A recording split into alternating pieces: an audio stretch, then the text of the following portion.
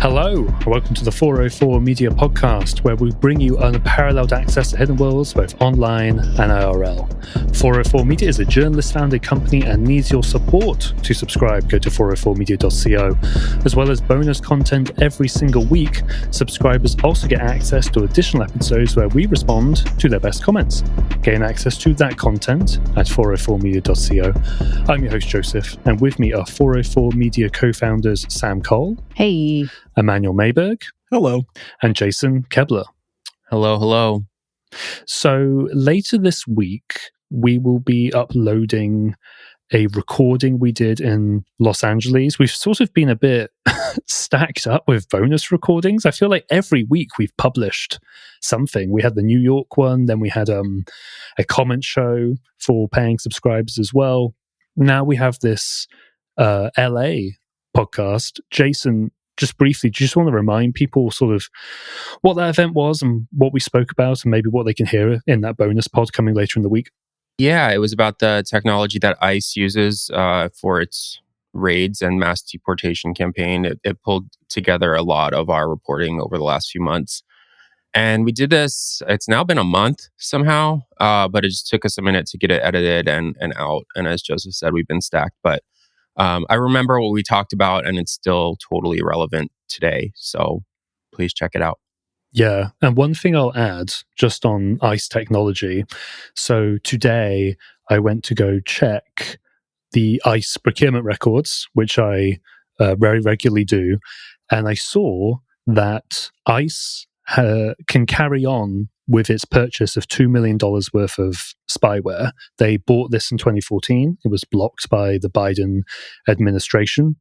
I think after reporting from Wired, and there was concerns about it being used. I checked that, and it says that the work order, the stop work order, has been lifted. So ICE now, or soon, will have access to very, very powerful cell phone spyware technology. Paragon, the company, is also being implicated in a scandal in Italy, I believe. Jack Paulson, the independent journalist, was first to report this yesterday. The stop work order was actually lifted, I think, on Friday. And it's like, the one weekend I don't check the procurement records, it gets lifted. But that makes, I think, our conversation in LA even more timely. So definitely go check it out, and we'll be keeping an eye on that. And then just final bit of housekeeping. For the podcast next week, it's probably just going to be Jason and Emmanuel, because I'm away for something. Sam's away on a reporting trip as well. So look forward to that, listeners, and look forward to Jason and Emmanuel doing all of the work. Thank you. Better not talk about us. Podcast. I'm gonna find other people to put on.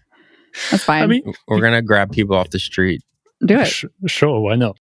Protect your digital life from phishing attacks with the YubiKey.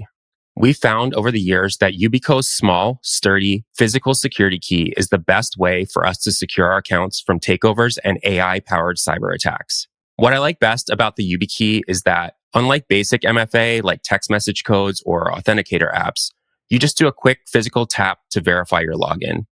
That means hackers can't get in, even if they have your password. Because my YubiKey is always on me, logging in is easy, and I feel secure in knowing I have it and hackers don't. YubiKeys protect over 1,000 accounts individuals and businesses rely on every day, including email, social media accounts, password managers, productivity tools, developer tools, and more. Still undefeated, YubiKey is the original passkey. For a limited time, get $10 off your order of exactly 2 keys from the YubiKey 5 series or Security Key series using the code 404media10 at checkout. Visit yubico.com/404media to redeem this exclusive offer and to learn more. All right. For this week, we're still here. So let's do this first story. It's a couple of stories written by Jason and our regular contributor, Matthew Galt, as well.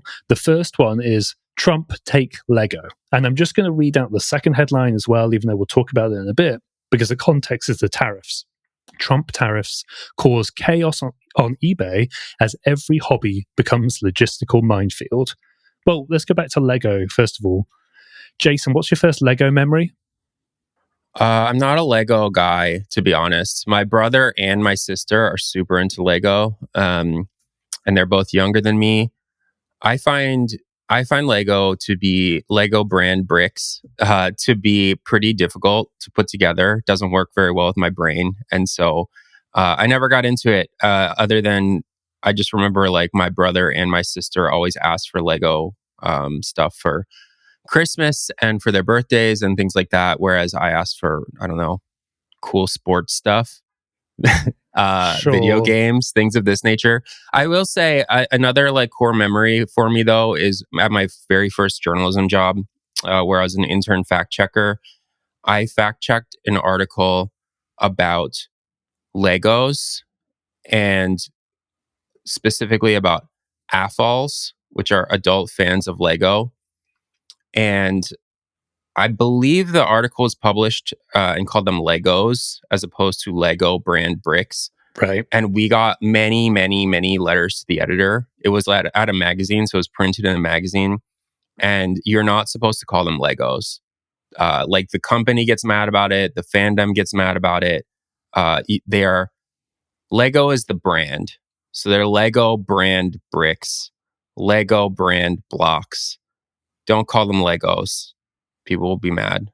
And you were also mad because, not to throw him under the bus, but completely to throw him under the bus, when Matthew Gold filed this, didn't he refer to it as Legos plural? And then you were like, oh my God, you can't do that. We're going to die. Well, I was like, Matt, like, you know about Lego, right? Like, you know about Legos. You're an adult fan of Legos. Because it seems like something that he would know about. And he was like, yeah, definitely. And then the second word of the article was Legos. And I was like, you're trying to get us killed out here. Yeah. My first was the Star Wars Episode 1 kits that you could get Sebulba's Pod Racer in a Lego kit. That was awesome. Anyway, we should probably talk about the story. Wait, hang on. Before we get sued for defamation, Matthew Galt says he is not an adult fan of Legos. Thank you very much. Did you just message him? Yeah, well, that much is clear. That much is clear because you didn't know this. The last thing I'll say is that Lego, the brand, which is Danish, has a page about how to properly refer to their brand of blocks.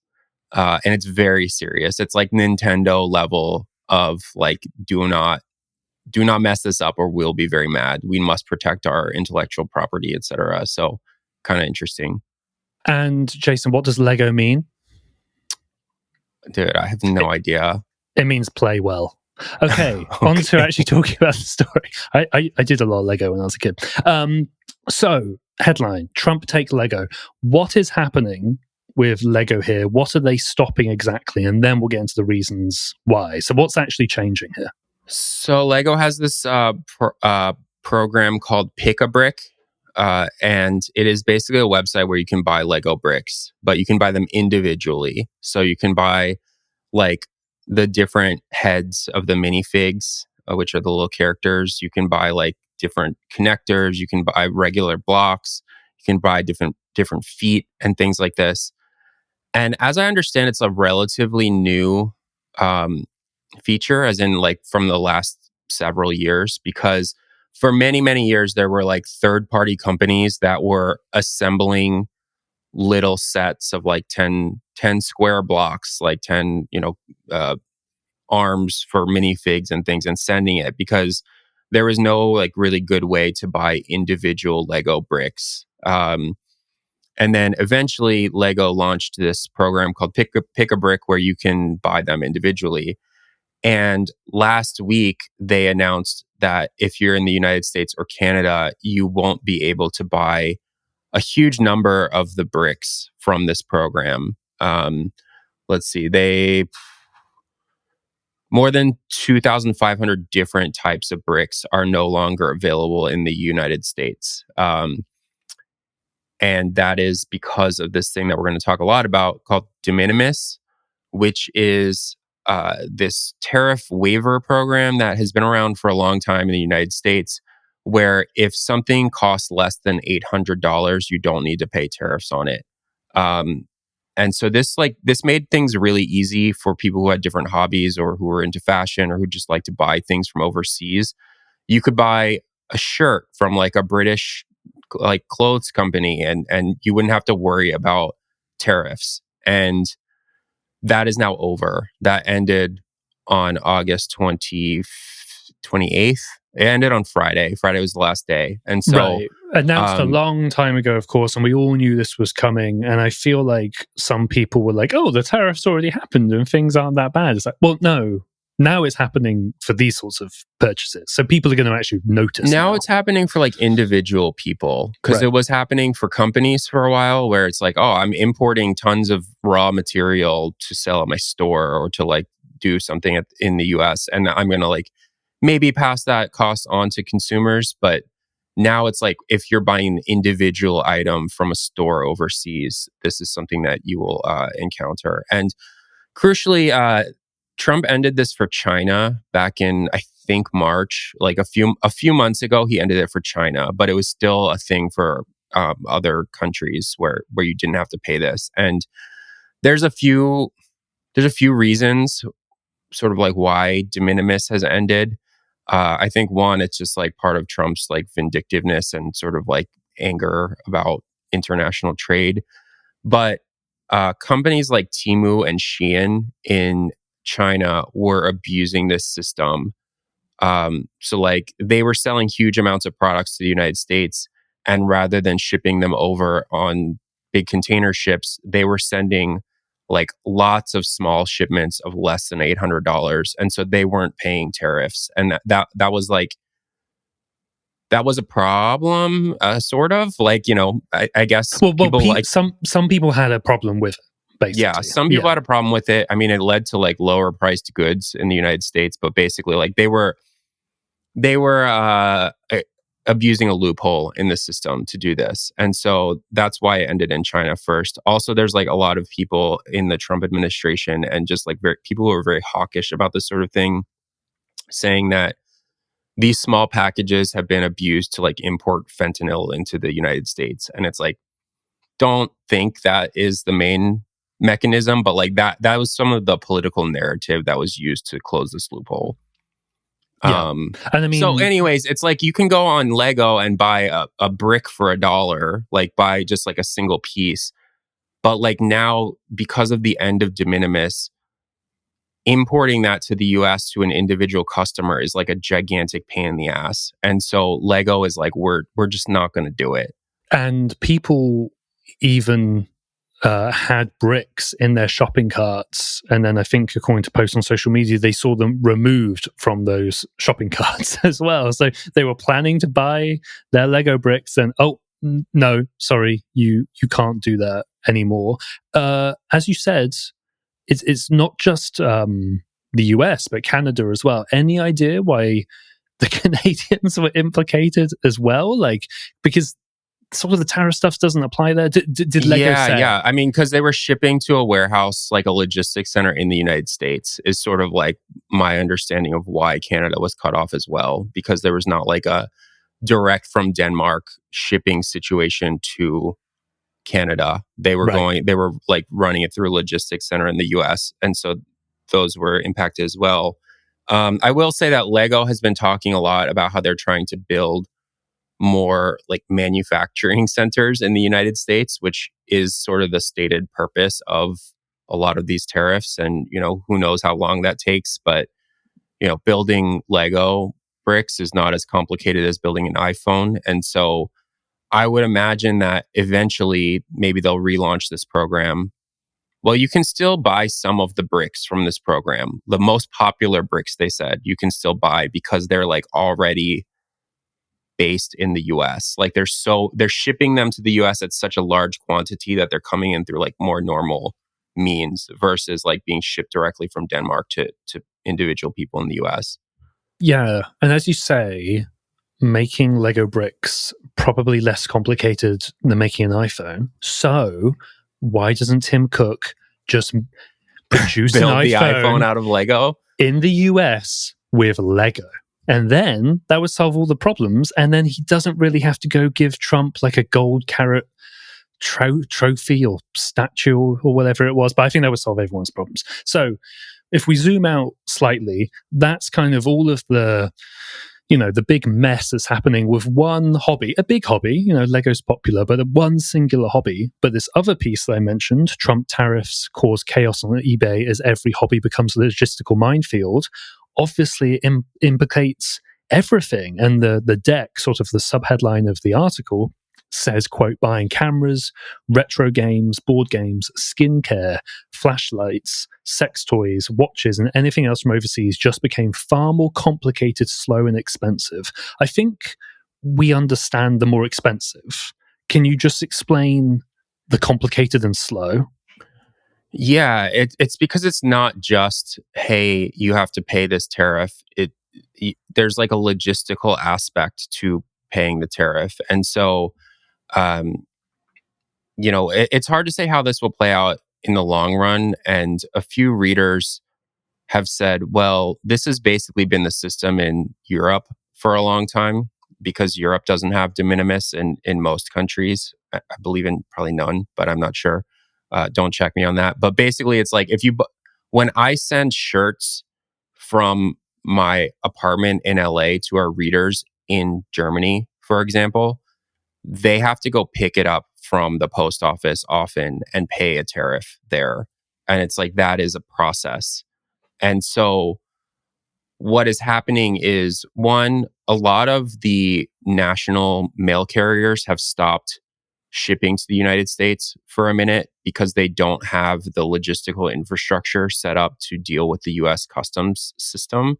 And so like Japan Post has said they're not going to send packages to the United States. Like DHL said they're going to restrict some things. There's just like a bunch of individual international like post offices that are like, we're not going to ship to the US till further notice. So you now have to ship through FedEx and UPS. Those are the ones that still are doing it, which are both American companies. And one, like in my experience, FedEx is good. Like they're pretty fast, but they're really expensive. They're quite expensive. And so there's that price.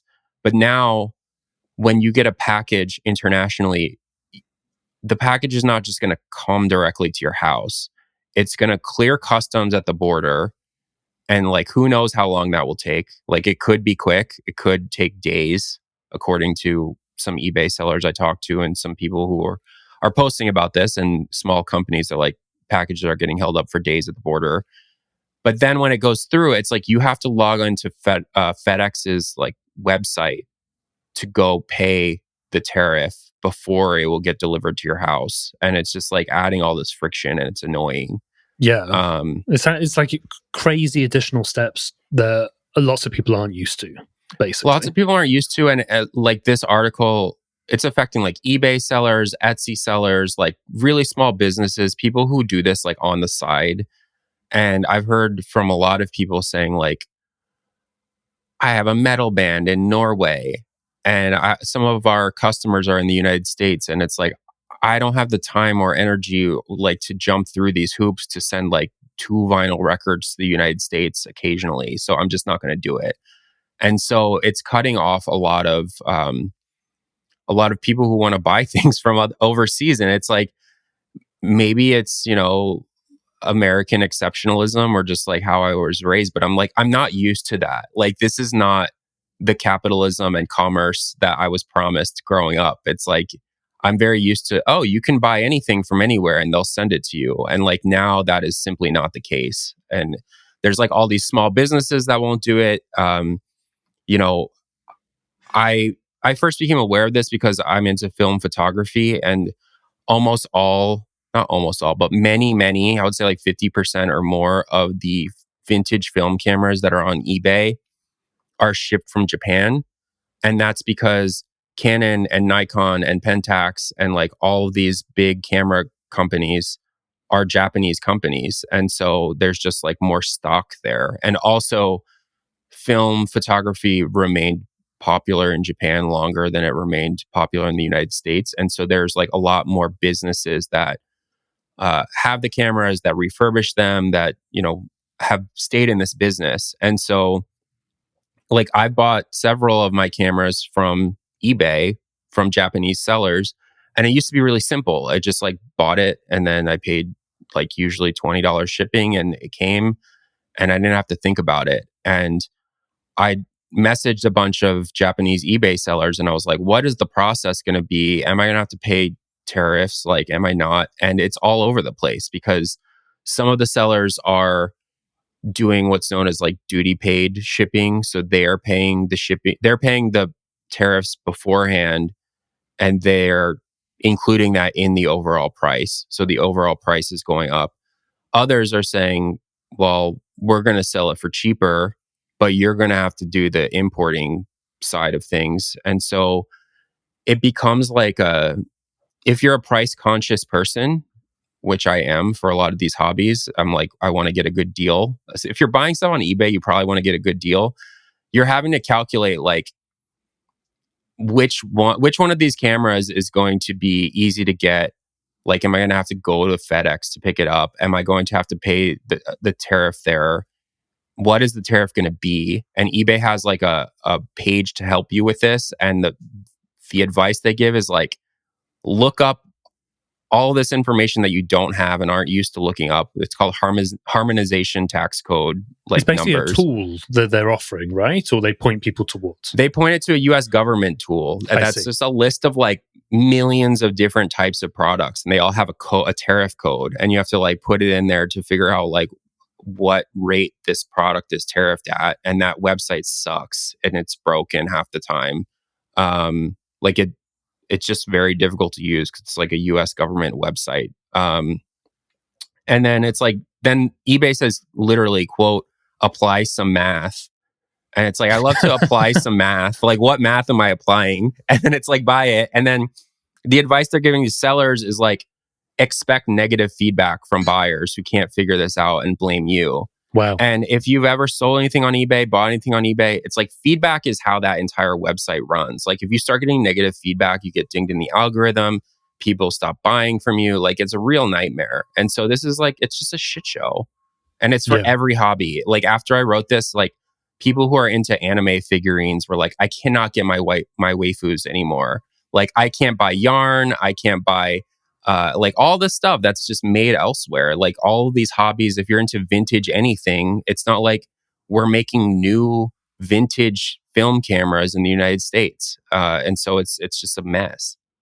Yeah. I guess just the last thing I'll say is if the intention of the tariffs is to move manufacturing from overseas to the US, do they want Norwegian heavy metal bands to become American heavy metal bands and then produce their vinyls in the States or something? I mean, it's just ridiculous on the face of it, and it is obviously stupid for globalization and free trade. I guess just super last thing, what are you keeping an eye on? Just like people contacting you with those stories and that sort of thing, like you mentioned, or? Yeah, I mean, it feels like thus far, American businesses have like jumped through many, many hoops to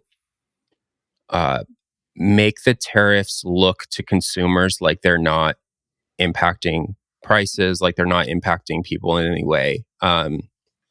Like Amazon was going to add a line item for tariffs back when they were first announced, and then Trump got mad and they're like, never mind, we're not going to do it. Like we're going to make this all invisible to the consumer. A lot of companies some have raised prices, but a lot of them have like held their prices down as long as they possibly can, because I think they are scared of invoking the wrath of the Trump administration. And I think that this is something that can't really be hidden, because the people who are impacted are like small businesses in other countries that are then passing that information on to American consumers. And so I'm very curious as to whether this is going to be like, I don't think it's going to be the thing that finally turns people against Trump, but I think it is going to be something that will be like hard to hide. And you know, if you have like a hobby of any sort, like this is probably going to be annoying for you. And so, yeah, if it's affected you, if it's affected your business, I would love to hear from you. My email is jason@404media.co, and my signal is jason.404, because I'm collecting stories from small businesses and people who are into hobbies and stuff who are like, I can't get my stuff anymore. So whatever that thing is, like, let me know. Yeah, the more obscure, the better. The more obscure and expensive, the better. All right, we'll leave that there. When we come back, we're going to talk about one of Emmanuel's stories. And for a moment, we were kind of part of the story as well, in a weird way. We'll be right back after this.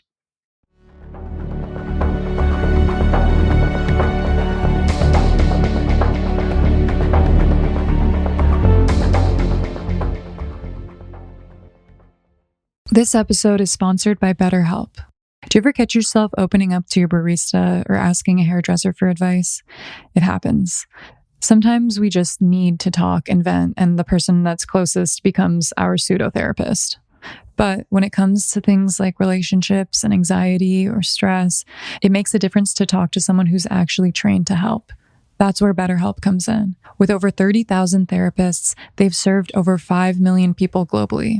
And they use a quick questionnaire to help you find someone who fits your needs and preferences. And if it's not quite right, you can switch therapists at any time. No pressure. It's all online, and you can join a session with just a click of a button, fitting therapy into your life instead of the other way around. Find one with BetterHelp. Our listeners get 10% off their first month at betterhelp.com/404media. That's BetterHelp, HELP.com/404media. When I was young, I used to dream about being a professional baseball player. As I got older, my dreams have changed, and now my dream is to be a small business owner of a journalist-owned tech publication. Really. Instead of dreaming of going to space, being a pro athlete, or living in a castle, maybe, like me, you start dreaming of owning your own business. You'll need a website, a payment system, a logo, and a way to advertise to new customers. It can all be overwhelming and confusing, but thankfully, that's where today's sponsor, Shopify, comes in. Shopify is the commerce platform behind millions of businesses around the world and 10% of all e-commerce in the United States. From household names like Mattel and Gymshark to brands that want to be household names like 404 Media. Shopify also makes it easy to find new customers, so you'll feel like you have a marketing team behind you. Easily create email and social media campaigns to find new customers wherever they're scrolling or strolling. Turn those dreams into and give them the best shot at success with Shopify. Sign up for your $1 per month trial and start selling today at shopify.com/media. Go to shopify.com/media. Shopify.com/media.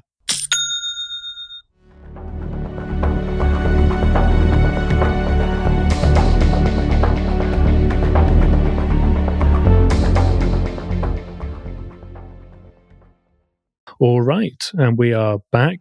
This is one that Emmanuel wrote. How OnlyFans piracy is ruining the internet for everyone. Emmanuel, obviously, we'll get into the specifics here and the broader points, but maybe let's just go right to the beginning of how did you first come across this? And it somehow involves us and our website in a weird way. How did you first come across this? So I was editing a piece by Matthew Gault, who we just talked about the Swedish Prime Minister launching an AI bot to speak for him and it kind of going haywire, as you might expect. And I did what we often do, which towards the end of the story, we kind of link to other relevant stories that we published recently. And I thought about a story that Sam did about Facebook's AI therapists also going haywire and lying to users and things like this. So sadly, sometimes the fastest way to find a story is to just go to Google and type in some keywords plus 404 Media. I do it literally every day for all of my own coverage, even for when we worked at Motherboard. It's subject, Joseph Cox, Motherboard Vice. Okay, I found my article. Yeah. Right. So I was doing that again. Yeah, I also do the same thing every day, and it just wouldn't come up. And I was pretty surprised because I knew I was using the right search terms and I was sure that we published it because it's a story that did well. And I was confused, but then I scrolled down to the bottom of the Google search results and I saw what the notice that Google puts on pages when it removes search results because of copyright takedown requests. And you can click that to follow the link to something called the Lumen database, which keeps a record of takedown requests, meaning there is the copyright holder, they file a claim against a website that they think has violated their copyrights. They say what the original content is, what the offending content is, who filed the claim, and when. And when I clicked that, I saw that a company called Takedowns AI filed a claim on behalf of an influencer whose name is, sorry, I had it in front of me and I lost it. I think, yeah, Tamara. And she has an OnlyFans, and the claim said that something in Sam's story violated her copyright. Mhm. And you can log in and see the specifics of the complaint. And when I did that, I saw that an image that Sam had created for the top of the story, which is just a collage of 3 different profile pictures for these AI avatars, which are AI generated. She claimed, or Takedowns AI, the company that filed it for her, claimed violated her copyright, which is obviously not true because it doesn't look like her and it's AI generated, and it just obviously has nothing to do with her original content. Yeah, Sam, just briefly, so you make this. Yeah, you often make the sort of artwork, especially for the behind the blog stuff and for your own articles or some of our others as well. You make this piece of artwork to go at the top of the article just to make it very crystal clear. That did not include this adult performer's likeness in any way, correct? It wasn't a photo of her. No, the image that the notice was specifically referencing was an AI generated like picture of an AI therapist that was already on Instagram. So I didn't generate an image of anything. I took a screenshot of something that was on Instagram that was AI generated that I guess this system picked up as like looking enough like this other woman, which they don't really look alike, right? But it wasn't her. It wasn't her. No. It looks nothing. And just to emphasize how nonsense the claim is, it looks nothing like her. It obviously wasn't taken from any of her pages. And it's AI generated, meaning that it's not lifted from any particular website. And also, I believe the legal state of AI generated content as you can't file copyright claims on it. A judge has ruled, and I believe this has been upheld in court, that you can't claim copyright on AI generated content anyway. So it's just a completely nonsense claim. So you go to look for this article, you can't find it. You find this bizarre DMCA complaint against our site, but there were other ones in there as well, right? Do you see these other websites in the same complaint? And I think it was something like 60 had received something similar. Yeah, there were a little over 60 links in the same complaint to totally different websites. And I went through every single one of those, and I could not find a single image or any type of content that could conceivably be seen as something that this influencer Tamara has posted elsewhere. And just to make clear, all of these sites, as far as I could see, were de-indexed from Google search. Or if you were trying to find one of these things, you could not because of this claim. Right. So all of these sites have been de-indexed for this creator. What is Takedowns AI then? Exactly. Are they something of an agent or a middleman, or how are they involved here exactly, and what do they do? Takedowns AI is a copyright takedown service, which is a type of service that has existed for, I would say, more than a decade now. And it's something that traditionally big corporations had, like Universal or Disney. They hire companies to kind of scan the internet for pirated content and file takedowns. As the influencer economy grew, and specifically as the adult entertainment industry became less about big studios and more about individual creators who are on OnlyFans, they needed a solution as well because their content is pirated all the time. It's extremely common for a creator's OnlyFans page. Somebody buys access, they download everything, they upload it to some message board, and that is devastating for their business. And these people are usually, a one person business. It's a OnlyFans model. They're creating all of their own content. They don't really have the time to like scan the entire internet and remove all this pirated content. That's when all these smaller takedown service companies popped up in order to serve them. So you pay them a monthly fee. They offer a variety of services, but the main thing they do is scan the internet, find your content, and then file the many, many, many takedown requests that you would need in order to police piracy of your content. It's not a perfect solution. Content is still pirated, but it is something I think extremely basic at this point for any adult content creator that has any level of fame. It's something that they have to do.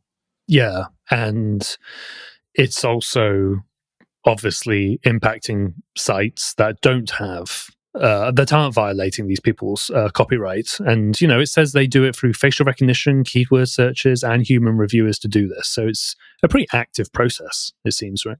So there's a lot of companies in this space. Like I said, some companies have been in this space for more than a decade. I talked to one of them for this article, and everybody uses the same tools more or less. There's facial recognition, there's reverse image search, there's searching for keywords, which usually means just like searching for the creator's name or username, their OnlyFans handle. And then there's a lot of automation in how the takedown request is created and filed to various services. We're talking about Google here because one of the most effective things they can do is just have Google delist the sites that contain the pirated material, but they also do this on YouTube. They do this on Instagram for people who are using their images in order to catfish other users. And there's just a lot of takedown notices to generate. So there's some automation on that end as well. I think the difference, as I am finding out, or as I have found out when I was looking into this article, is how much automation or human review exists before the request is sent out to a platform. And I would say that, as you might expect, the less human review exists, the more errors you see. To be clear, and I tried to be clear about this in the article as well, Takedowns AI is the company that I saw had a lot of errors. So, the claim that we were one mistake out of 68. I found other really bad, embarrassing mistakes. For example, there's this creator that goes by the username Honeybee, and there was a Takedowns AI complaint filed to Google on her behalf, and it included links to things like an academic article about actual honeybees, right? Like the University of Missouri had an article about honeybees that was delisted because Takedowns AI was like, honeybee equals honeybee, get rid of that. All that being said, I would say even with Takedowns AI, which has a lot more automation in the process, the vast majority of their claims are legitimate, right? They're filing hundreds of claims a day. I believe they filed several million claims since they were founded in 2022. And it seems to me that the vast majority of those claims are legit, but it only takes one error to really damage the discoverability of our website, of other websites. It's not a trivial it's not trivial damage that they're doing to the internet and to specific websites. Yeah, it's much more about the sort of secondary effects or impact it's having on other parts of the World Wide Web, not even their own clients or those creators. It's like, hey, you've just removed a 404 Media article or a study or whatever from Google, which, yes, it's gone downhill massively for a while now, but it's still a massive source of traffic and discoverability for so many people, for academics, for media outlets or whatever. And I guess just the last question is, this was one way in to talk about DMCA, this thing that we've spoken about a bunch, and Back and Motherboard as well, and then outlets like TechDirt, for example, will cover, or Torrent Freak, I think as well, will cover DMCA a ton. What's the more fundamental or the deeper issue here, if there is one? Is it just that DMCA sucks, or like what is a deeper issue here? I'm really glad you asked, because it was very interesting to see the response to the article. I say in the story that what I think makes this problem interesting and really tricky is that it's not just one thing. It is the intersection of several things that are very shitty about the internet.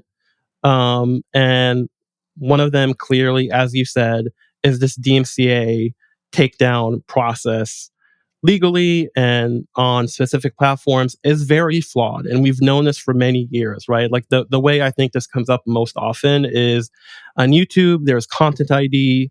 They use automated tools to kind of match audio and take down what they think are infringing videos. And a lot of silly stuff happens where, like the artist that created the music that appears in their video is taken down because Content ID is so aggressive. So there's that aspect of it for sure.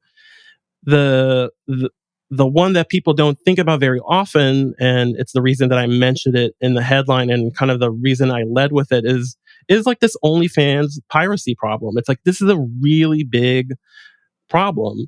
And these individual creators don't have the same power and resources that a Disney has, that all these giant record companies have, and they're just trying to make a living. They have legal pressure, censorship from platforms, and this is just like another burden that they deal with that people don't think about. And I guess finally is the thing we keep coming back to, which is our over-reliance on Google, right? It's just like, this is the dominant search engine. This is how you find stuff on the internet. Their DMCA takedown process is also flawed. I don't think they don't care about it. I don't think that they're not trying to make it better, but they get millions and millions of these requests. Some of them go bad. And you might not even know that it's like, we didn't even know that this was impacting us until I searched for this. And you can imagine how often that happens. So all three of these things are colliding. And after I published the story, I heard from people in SEO. I heard from other OnlyFans creators. I heard from other takedown services. I heard from people who are like mad about Google. So it's interesting how all these problems are coming to a head in like this one way. For sure. And just like the tariff story, again, if you're impacted by this as well, of course, reach out. We'll leave that there. If you're listening to the free version of the podcast, I'll now play us out. But if you are a paying 404 Media subscriber, we're going to talk about a bunch of the recent ChatGPT reporting from ourselves and from other outlets, and how it's related to, some really, really dark stuff, unfortunately. I'm sure you probably know what I'm talking about. You can subscribe and gain access to that content at 404media.co. As a reminder, 404 Media is journalist-founded and supported by subscribers. If you do wish to subscribe to 404 Media and directly support our work, please go to 404media.co. You'll get unlimited access to our articles and an ad-free version of this podcast. You also get to listen to the subscribers-only section, where we talk about a bonus story each week. This podcast is made in partnership with Kaleidoscope. Another way to support us is by leaving a 5-star rating and review for the podcast. That stuff really helps us out. This has been 404 Media. We'll see you again next week.